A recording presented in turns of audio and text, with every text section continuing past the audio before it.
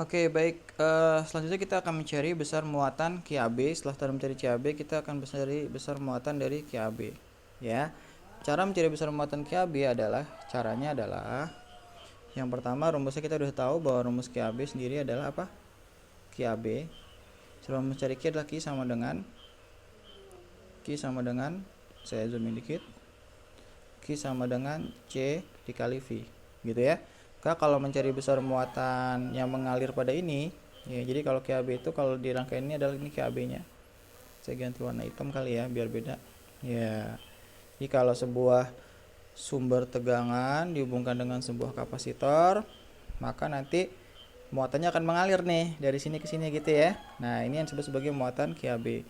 Dan muatan ini akan mempunyai nilai yang selama rangkaian belum bercabang. Oke, berarti QAB-nya kita akan cari QAB-nya. Berarti kalau ini QAB, maka ini berarti QAB. Maka berarti ya udah, berarti juga yang kapasitor adalah kapasitor yang mengalir pada AB juga. Nah, pas ya. Ya, ini QAB, ini CAB kan dalam satu daerah. Ya, kemudian V-nya juga yang mengalir pada CAB. Apa CAB? Ya udah berarti 12 volt. Berarti juga dia VAB.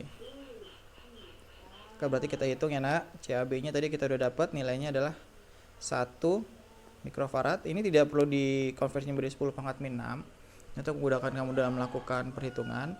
Kemudian VAB-nya yang mengalir adalah 12 volt. Kamu lakukan perhitungan 1 kali 12 berapa?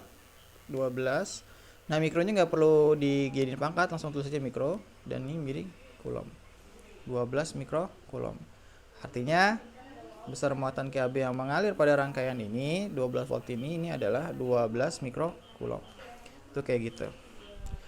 Kemudian selanjutnya adalah hitunglah apa lagi nih? Cari Q1. Oh, Q1. Oke, Q1 berarti Q1 itu di sini dong. Tadi kita udah dapat besar QAB berapa tadi? 12 mikrokulom, gitu ya. 12 mikrokulom. Nah, sekarang dicari adalah besar Q1. Oh, gampang. Kita lihat di Q1. Q1 itu dalam rangkaian ini kan berarti kan klon 12 mikrokulom ya. Ya enggak? Selama dia belum bercabang, maka jumlah nilai rangkaian akan selalu sama. Maka kita lihat 12 mikrokulom ini mengalir pada kapasitor C1. Oh, udah bercabang belum? Belum. Nah, kalau belum bercabang, berarti besarnya muatan pada rangkaian kapasitor ini adalah sama besar. Berapa besar rangkaian kapasitor ini? Sama dong. Berarti berapa? 12 mikrokulom. Begitu juga dengan Q1 sama dengan Q2. Berapa? 12 mikrokulom juga. Gitu ya. Jadi besarnya adalah sama.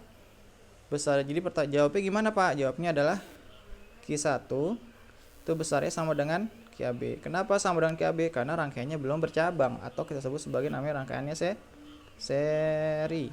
Maka nilai Q1 sama dengan nilai QAB. Berapa nilai Q1? QAB-nya tadi berapa? 12 mikrokulom. Itu kayak gitu ya. Oke, ini udah juga udah ya. Tinggal mencari besarnya Q3. Cara mencari besar Q3 ada dua versi. Versi yang pertama adalah dengan menggunakan konsep. Saya gunakan dulu yang konsep. Cara menggunakannya adalah saya buat dulu rangkaiannya. Ya. Berarti Q3 itu karena Q3 ini terletak di antara sini nih. Q3 ini terletak di sini. Ya enggak? Bercabang nih. Oh, kalau bercabang berarti besar rangkaiannya beda dong, Pak. Betul, beda. Cara yang pertama adalah dengan menggunakan konsep yang namanya disebut sebagai namanya tegangan. Ya, kan karena kalau dia paralel pembagi arus tapi tegangannya sama. Bagaimana caranya, Pak? Oke, saya buat rangkaian dulu ya, nak. Biar gampang, saya buat ilustrasinya dulu. Oke, saya buat rangkaiannya dulu. Oke, merah kali ya. Ini kayak gitu. Ini adalah besarnya rangkaian, saya anggap sama lah ya. Oke. Oke, ini juga sama. Saya buat gini dulu. Saya tulisin ini adalah C1, C2, C3, C4. Oke, kita tahu bahwa jumlah rangkaian yang mengalir pada rangkaian ini besarnya sama. Besarnya ada berapa? 12 mikrokulom. Maka kita bisa gunakan yang namanya pembagi tegangan. Saya kasih stabilo kali ya. Ini stabilo. Oke. Nah, masalah C34 ini kan bercabang ya. Nah, 12 mikrokolom ini masuk ke dalam rangkaian ini. Saya geser sedikit, 12 mikrokolom masuk. Berarti kita harus butuh mencari besarnya jumlah tegangan. Bagaimana cara mencari sebuah tegangan pada C34? Cari dulu tegangannya. Pertama, cari dulu tegangannya. Bagaimana cara mencari tegangannya? Gampang ya. Cara rumus dasarnya apa? Rumus dasarnya adalah apa? Q sama dengan C kali V. Maka kalau mencari tegangan berarti V sama dengan Q per C. Itu gampang ya. Q per C. Maka kalau ditanya misalnya berapa tegangan pada 34, maka V34 sama dengan Q. Q berarti Q3, Q34 dan C34. Oke, sorry, maaf. C34. Maka Q34 yang mengalir berapa? Maka rangkaian Q34 yang mengalir di sini berapa? Sama ya, 12 mikrokulom karena seri kan? Ya. Jadi sama tuh, berapa? 12 mikrokulom. Sekarang yang C34 berapa tadi? Udah dicari? Nah, tambahin ya, C34 tadi udah kita dapat, berapa besarnya? Besarnya adalah 3 mikrofarad. Oke, berarti 3 mikrofarad.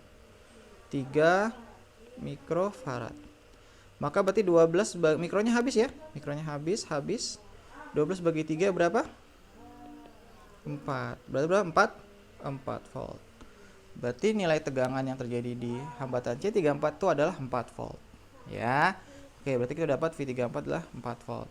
Maka kalau rangkaian ini kita cabangkan, kita bagi dua kayak gini. Ya, ini kan kalau di paralel ini kan berarti nilai tegangannya sama ya nih C34. Berarti kalau ini kan C34 nih. Ini C3, ini C4. Kita udah hitung bahwa V34 adalah besarnya berapa? 4 volt di sini ya. Besar di sini adalah 4 volt. Kalau kita bagi dua juga sama, berarti setiap tegangannya juga memiliki nilai tegangan yang sama. Berapa besarnya? Di sini besarnya adalah 4 volt. Di sini juga besarnya adalah 4 volt. Oke, dua-duanya ini memiliki besaran yang sama. Ya udah, berarti kalau mau cari Q-nya gimana Q-nya? Oke, berarti nyari Q-nya berapa? Berarti kita perbesar C3 ya. C3-nya adalah 1 mikrofarad. Dan C4 adalah 2 mikrofarad. Oke, itu kayak gitu ya, ada 1 mikrofarad. Maka tinggal cari apa? Tinggal cari apa sih? Pertanyaan saya lupa. Oh, Q3. Oke, Q3. Maka nyari Q3 ya gampang. Berarti Q3 sama dengan C3 dikali V3. Kan kayak gitu ya rumus umum ya. Oke. C3-nya berapa? C3-nya adalah 1 mikrofarad. Kemudian V3-nya berapa? V3-nya adalah 4. Oke, 4 apa? 4 volt ya. Maka 1 kali 4 mikronya tambah cuma 1 volt. Farad volt adalah kulom. Maka 4 mikrokulom. Oke, berarti Q3-nya kejawab dong ya. Q3-nya adalah besarnya 4 mikrokulom. Itu cara yang dengan menggunakan yang disebut namanya tegangan. Jadi kalau kita lihat di sini berarti kalau kita kalikan di sinilah 4 mikrokulom, di sini juga 4 mikrokulom, ini 4 mikro. Ya, di sini berapa nih? 4 kali 2 berapa? Adalah 8 ya. Kalau kita jumlahkan kedua jumlah muatan ini berapa? 4 tambah 8? 12. Persis sama dengan yang masuk ya. Berarti kalau di sini 12 mikrokulom, maka pasti ketika keluar juga 12 mikrokulom. Kan ketika kita jumlahkan, ketika kita jumlahkan 12 mikrokulom ini ya, masuk dibagi 2 jadi 4 dan 8. Jadi 4 mikrokulom. Itu cara yang pakai dengan menggunakan prinsip tegangan. Ya, itu kayak gitu caranya. Atau caranya boleh, atau ada cara singkat nih teman-teman kan pada menggunakan cara singkat. Cara singkatnya bagaimana Pak? Ya tinggal gampang aja sih ya. Saya kasih stabilo warna biru dulu ini. Ini adalah biru juga. Caranya gampang. Kalau untuk mencari C3 adalah gampang. Prinsip bagi hasil aja, karena setiap kapasitor itu menyimpan besar muatan sesuai dengan besarnya kapasitansi si kapasitor. Ya enggak? Berarti kalau misalnya ini 1 2, maka besarnya kapasitor atau muatan yang dimuati pasti yang lebih besar 2 kan daripada 1. Kalau nyari C3 caranya gampang. Ya. Berarti caranya gampang, tinggal 1 C3 ya. C3 sama dengan bukan C3. Q3 sama dengan ini berarti 1 ya. Berarti gampang caranya. Caranya adalah C3 gitu ya. C3 dibagi C3 ditambah C4, jadi ditambah jumlahin kapasitornya dikali dengan jumlah muatan yang masuk ya. Muatan yang masuk misal 12 mikrocoulomb, saya kasih 12 mikrocoulomb. Yaudah tinggal kamu masukin aja, itu cara cepetnya, jadi nggak perlu nyari tegangan. C31 1 tambah 23 kali 12 berapa? 4 mikrocoulomb. Sama nggak? Sama dong caranya ya, hasilnya pasti sama. Tuh konsepnya kayak gitu. Kemudian selanjutnya adalah kita mencari apa? Mencari V4 ya. V4 tadi udah sama ya. Kalau mencari V4 berarti besarnya, kebetulan V4 besarnya di sini ya, sama dengan C34. Kenapa V4 sama dengan V4? Karena dia merupakan rangkaiannya apa? Bukan C dong ya, salah saya. V4 sama dengan besarnya V34. Kenapa? Karena besarnya adalah paralel. Maka berarti V34 adalah berapa tadi? V34 tadi kita nyari besarnya adalah 4 volt. Sudah ya, kurang lebih seperti itu cara menjawabnya.